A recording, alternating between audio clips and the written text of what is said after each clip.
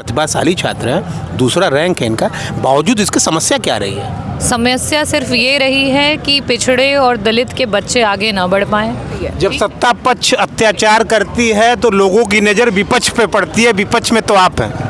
हम यहाँ पे शिवम सोनकर जी के साथ हैं जो पिछले 9 दिनों से धरना दे रहे हैं। और देश में क्या चल रहा है आप देख ही रहे होंगे। देश में सिर्फ राणा सांगा और औरंगजेब की कब्रों पे बात हो रही है, शिक्षा पे बात नहीं हो रही है। 9 दिनों से ये न्याय के लिए यहाँ पे बैठे हुए हैं। क्या धूप, क्या छाँव हो, क्या रात हो, मैं तो लगातार इनको 24 घंटे यहीं देख रहा हूँ। हमारे साथ समाजवादी पार्टी की विधायक रागिनी सोनकर जी भी मौजूद हैं। हम उनसे भी बातें करेंगे और तमाम बातें करेंगे। और शिवम सोनकर भाई तुम्हारे शो में लगातार आते ही रहते हैं, तो उनसे भी हम बातें करेंगे। मैम, किस तरह से आप देख रही हैं, लगातार ये 9 दिनों से यहाँ पे बैठे हुए हैं और अभी तक प्रशासन की तरफ से इनसे कोई बात करना भी जरूरी नहीं समझा? आप इतने दूर से आ रही हैं और यहाँ से 5 किलोमीटर से भी इनके पास कोई नहीं आ रहा है। यही है, ये आपका एकेडमिक किलिंग है एक तरीके से। सरकार जिस तरीके से ओबीसी और एससी एसटी समाज के बच्चों का हक छीन रही है, उसके लिए आज 9 दिन से शिवम सोनकर को धरना देना पड़ रहा है। और जिस स्थिति में वो पहुंच चुके हैं, आज तो जब हम लोग आए तो ये बीमार भी हैं और साथ ही साथ बहुत सारे ऐसे बच्चे हैं जो इससे प्रताड़ित हैं। तो आप किस तरह से देखती हैं और आगे आप क्या करेंगे? देखिए, आज इस पे पार्टी का रुख क्या होगा? सिर्फ मुझे लग रहा है कि यहाँ पे पूरा देश देख रहा है जिस तरीके से ये भेदभाव, पक्षपात हो रहा है। एक दलित का बच्चा, एक पिछड़े का बच्चा, एक अनुसूचित जनजाति का बच्चा जो है, उसको शिक्षा के अधिकार से वंचित किया जा रहा है। जिसकी ऑल जनरल रैंक सेकंड आती है, उसको सीट ना दे करके और उसके अधिकार को किसी और को दे दिया जा रहा है। तो ये अपने में दर्शा रहा है कि किस तरीके से पक्षपात जो है सरकार में हर जगह दिखाई दे रहा है। मैम, शिवम जी से हम लगातार बातें करते रहे हैं। बात अगर दूसरी बातें जो पॉलिटिकल चीज़ें हैं वो तो अलग चीज़ है, लेकिन हम लगातार 4 महीने से इनसे मिल रहे हैं और ये एक प्रतिभाशाली छात्र हैं, दूसरा रैंक है इनका, बावजूद इसकी समस्या क्या रही है? समस्या सिर्फ ये रही है कि पिछड़े और दलित के बच्चे आगे ना बढ़ पाएँ, उन्हें शिक्षा ना मिल पाए और उन्हें आगे जो है लाइफ में शिक्षा के बल पे बढ़ने का अधिकार नहीं है। ये सरकार आपको दिखाना चाहती है और बताना चाहती है। समाजवादी पार्टी के राष्ट्रीय अध्यक्ष अखिलेश यादव जी ने भी ये लिखा था, पीडीए अब नहीं करेगा पीएचडी।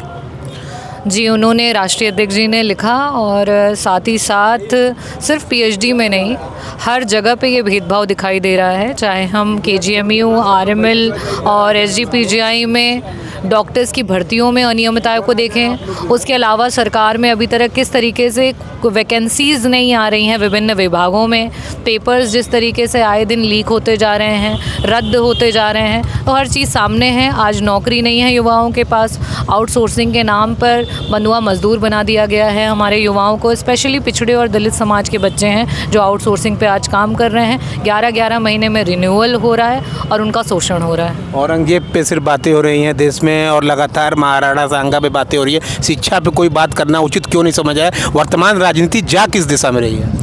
क्योंकि जब आप शिक्षित हो जाएंगे, आप संगठित हो जाएंगे, अपने अधिकारों को समझ जाएंगे।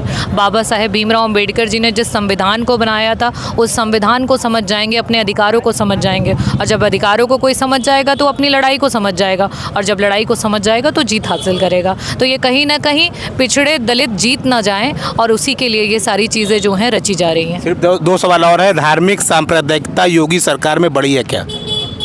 इसका जवाब आए दिन न्यूज़पेपर पे, जिस तरह न्यूज़पेपर से लेकर के मीडिया में जिस तरीके के बयान आते हैं, उसी से आपको पता चल जाएगा।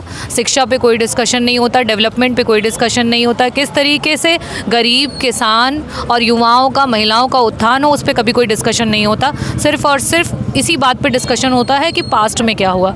प्रेजेंट की कोई सरकार को जो है, वर्तमान की कोई परवाह नहीं है, और साथ ही साथ ये चाहते हैं कि हम लोगों का भविष्य भी अंधकार में चला जाए। आखिरी सवाल शिवम जी के साथ, आज जिस तरह आप आई हुई हैं, अब तो ये अकेले नहीं रहे, फिलहाल बहुत लगातार इन्हें समर्थन मिलता जा रहा है। भावुक व्यक्ति हैं, कभी कभी इमोशनल भी हो जाते हैं। अब आगे आपने क्या प्रारूप तय किया है आज के कार्यक्रम के लिए? देखिए, हम लोगों ने बहुत समय दिया और उत्तर प्रदेश की जनता देख रही है, देश की जनता देख रही है और कोने कोने से पिछड़े दलित समाज के लोगों का समर्थन जो है वो जुड़ता जा रहा है शिवम के साथ। सभी की संवेदनाएं जो हैं इनके साथ हैं और मुझे लगता है कि अगर आगे आने वाले समय में सरकार इस पे ठोस निर्णय नहीं लेगी, अपनी गलतियों को नहीं सुधारेगी तो एक बहुत बड़ा आंदोलन का रूप लेगा। शिवम जी, लगातार लोग आपसे जुड़ रहे हैं, लगातार कई दूर दूर से लोग आ रहे हैं, आपके यूनिवर्सिटी के लोग से ही आपसे मिलने नहीं आ रहे, इसके पीछे क्या कारण है?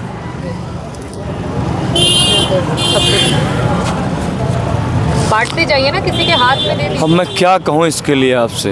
आप लगातार हमारे शो में आ रहे हैं, पिछले 9 दिनों से आ रहे हैं, हम लगातार आपको कवरेज दे रहे हैं और लगातार यही सवाल मेरे जहन में आ रहा है। मुझे ऐसा लगता है कोई एक ऐसा दिन होगा, कोई एक ऐसा लम्हा होगा जब आपसे मिलने कोई आया होगा। हम यही जानना चाहते हैं।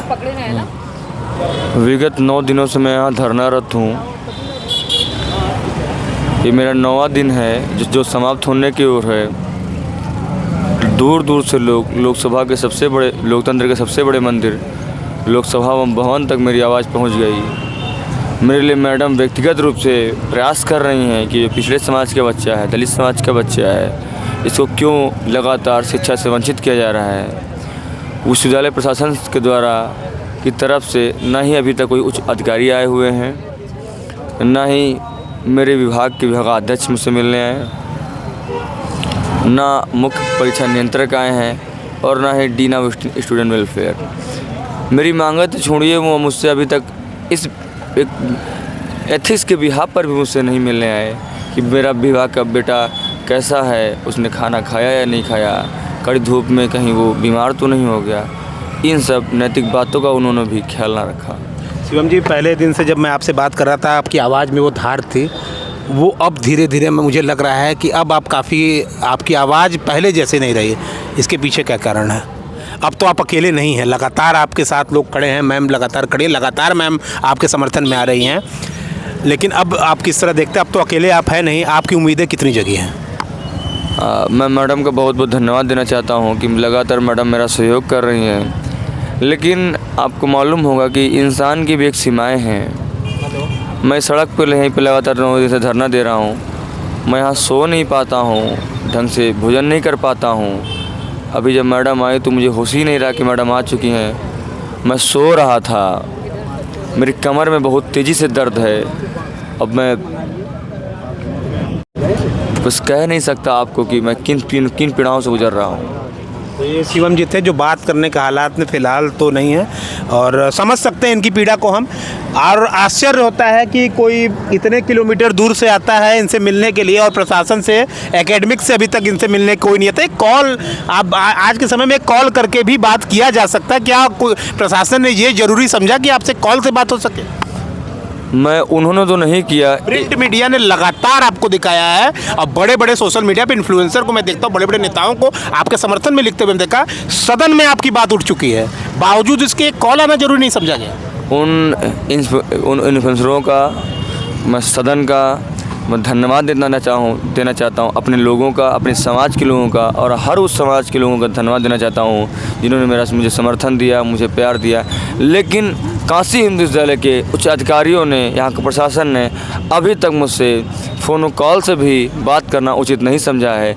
क्यों नहीं समझा है? क्या इसका कारण दलित है? क्या इसका कारण पिछड़ा होना है?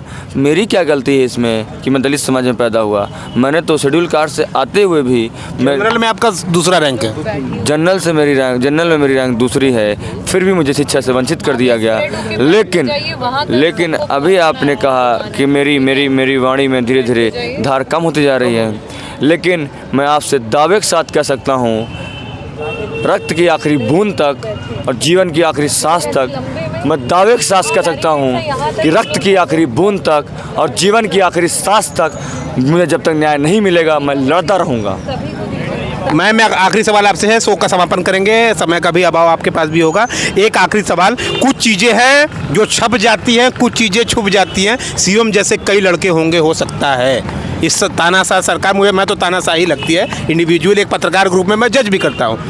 तो शिवम जी दिख गए, कुछ छुप जाते हैं, तो ऐसे लगातार कई छात्र होंगे, कैसे चलेगा लोकतंत्र में ये सब?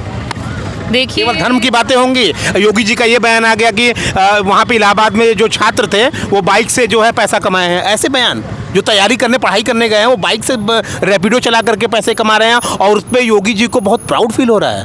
हम इस समाज में रह रहे हैं। देखिए, जब देश की राजनीति में शिक्षा के संदर्भ में बात करने वाले लोग आएंगे और जब इस तरीके के लोग आएंगे जिनको अपने विभाग के बारे में जानकारी रहेगी, तभी वो बच्चों का भविष्य तय कर पाएंगे।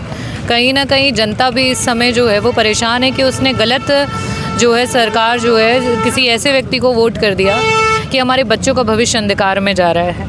मैं सिर्फ यही कहना चाहती हूँ कि आज पिछड़ा और दलित समाज बहुत हताश है और शिवम के साथ साथ अनेकों ऐसे बच्चे हैं प्रदेश में और साथ ही साथ देश में भी जिनके साथ पक्षपात हो रहा, अन्याय हो रहा है।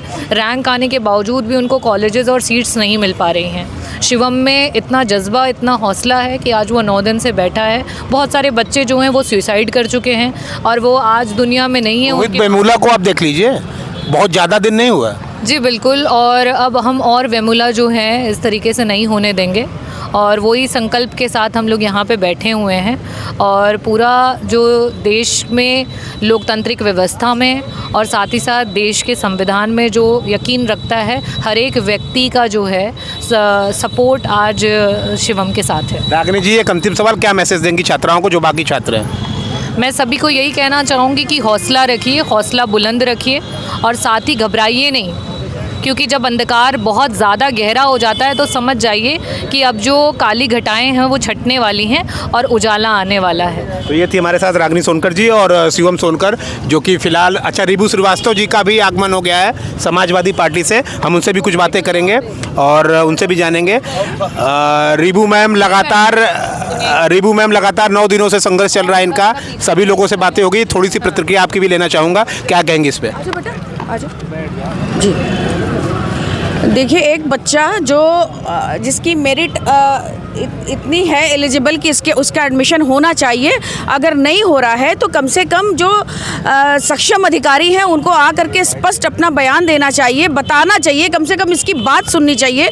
तो जैसा मैंने अभी तक सुना है कि इससे बात भी नहीं की जा रही है और इधर से उधर केवल टलकाया जा रहा है। तो ये प्रशासन की एकदम संवेदनहीनता है। जब सीटें खाली हैं और एक बच्चा एलिजिबल है, अनुसूचित जाति का है, तो इसको एडमिशन लेने में क्या प्रॉब्लम है, ये तो कम से कम प्रशासन या इनके लोग आके बताएं। अच्छा, आप लोग इतने दूर से इन्हें देख ले रहे, प्रशासन इतने करीब से नहीं देख पा रहा है? तो प्रशासन के इस समय आंख नाक कान कुछ नहीं है। ये बीजेपी की सरकार में जहां भी घटनाएं हो रही हैं, जहां भी कोई अपराध या अत्याचार हो रहा है, इनके आंख नाक कान सब बंद हो जा रहे हैं। इनको किसी भी आम आदमी की पीड़ा नहीं सुनाई दे रही है, चाहे वो महिलाएं हो, चाहे नौजवान हो, चाहे किसान हो, चाहे कोई भी हो। इनको किसी भी आम आदमी की पीड़ा नहीं दिखाई दे रही है। उस समय ये अंधे बहरे गूंगे सब हो जा रहे हैं। हर जगह धर्म की भावना चली, हर जगह औरंगजेब दिख रहा है, सांगा ही दिख रहे हैं, शिवम जी क्यों नहीं दिख रहे हैं? क्या कमी है इस बच्चे में? वही कह रही हूँ कि जहाँ जात पात की बात हो, प्रतिभाशाली छात्र में क्या कमी है, आप ये बताइए। हम तो नहीं समझते कोई कमी है ना, तब तो हम सब लोग यहाँ सरकार को क्यों नहीं दिखता? सरकार को कोई ऐसी बात, डबल इंजन की सरकार है यूपी में, डबल इंजन की सरकार को कोई ऐसी बात नहीं दिखती है जहाँ पर आज के विकास की बात हो, मुद्दों की बात हो। मुद्दों से भटकाने वाली हर बात इनको दिखाई देती है। अगर कोई नौजवान अपने हक की बात करे, किसान अपने हक की बात करे, आज देखिए बेटियों के ऊपर हर तरफ अत्याचार हो रहा है, जहाँ देखो रेप और उसके बाद उसकी हत्या कर दी जा रही है। ये सब इनको कुछ नहीं दिखाई दे रहा है। ये गूंगी बहरी हो चुकी है सरकार, संवेदनहीन सरकार है। चारों तरफ मैं पूरे प्रदेश से होकर के अभी सीधा लखनऊ से आ रही हूँ, लगातार महिलाएं उनके साथ शोषण हो रहा है और उनकी हत्या कर दी जा रही है। एक नया ट्रेंड चला है, जैसे कहती थी ना ये सरकार की, अगले एक चौराहे पे घटना होगी, अगले चौराहे पे तुरंत उसकी गिरफ्तारी होगी, अगले चौराहे तक तो मौत हो जा रही है किसी पीड़ित लड़की के साथ।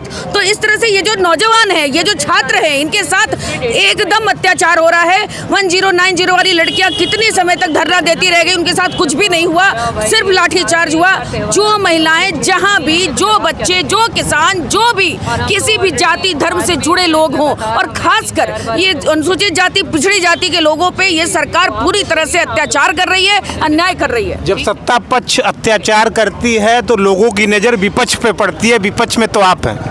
आपसे भी तो विपक्ष के लोग हमारे राष्ट्रीय अध्यक्ष हर छोटी से छोटी बात को सबसे पहले ट्वीट करते हैं और अपना विरोध दर्ज कराते हैं।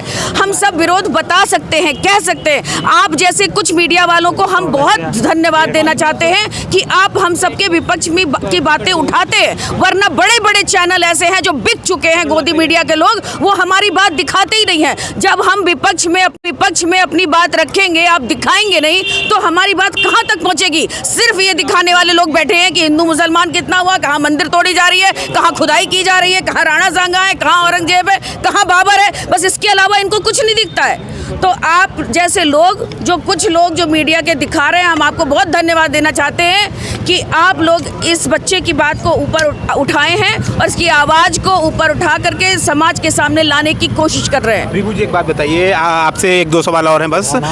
शिवम सोनकर जी को एक प्रतिभाशाली छात्र हैं, क्या कारण है कि अभी तक एकेडमी ने एक कॉल करना इस व्यक्ति को जरूरी नहीं समझा? अनुसूचित जाति के हैं, ये इनका सबसे बड़ा अपराध है। ये आवाज नहीं उठा सकते। जनरल कैटेगरी में इनकी दूसरी रैंक है। वही तो कह रही हूँ, ये अनुसूचित जाति के हैं, ये इनका सबसे बड़ा अपराध है। ये इनके लोग अपने प्रशासन तक इनकी बात नहीं पहुँचाते, ये इनकी सोच है। और इनको मीडिया पे पूरा भरोसा है कि इन बच्चों की आवाज़ उठाने वाला कोई नहीं है। तो मैं यह समझती हूँ कि पीडीए का होना ही सबसे बड़ा अपराध है इनकी नज़र में। इसलिए ये दरवाजे के एकदम गेट के पास, इनके नाक के नीचे इनकी बात नहीं सुनाई दे रही है। आखिरी सवाल, आप क्या करेंगे इनके लिए अभी? हम लोग अंतिम समाजवादी पार्टी क्या करने जा रही है? समाजवादी पार्टी तो हर किसी के साथ खड़ी है जिसके साथ अन्याय और अत्याचार हो रहा है। समाजवादी पार्टी जब तक इनको न्याय नहीं मिल जाता तब तक लड़ेगी इनके साथ। अगला कदम क्या होगा? अगला कदम हम लोग डिसाइड करेंगे। पहले आज जो है सभी लोग आ जाएं, एकजुट हो जाएं, उसके बाद हम लोग निर्णय लेंगे आगे क्या करना है। तो ये थी हमारे साथ रागिनी सोनकर जी, शुभम जी और रिबू श्रीवास्तव जी, जिनसे हम लगातार बातें करें। इनका ये मानना है कि जब तक इनको न्याय नहीं मिलेगा, हम लगातार यहाँ पे, आज कैंडल मार्च का भी इनका आयोजन है, हम लगातार यहाँ प्रदर्शन करते रहेंगे। एक प्रतिभाशाली छात्र के साथ न्याय अगर नहीं होता है तो इसे अराजकता मानी जाएगी, ये मानना है इनका है। और इनका ये भी कहना है कि इनकी जाति के आधार पे शायद ऐसा कुछ यहाँ पे माहौल बनाया जा रहा है। रिपब्लिक हिंदुस्तान के लिए रागिनी सोनकर, रिबू श्रीवास्तव और शिवम सोनकर जी के साथ जितेंद्र यादव, धन्यवाद।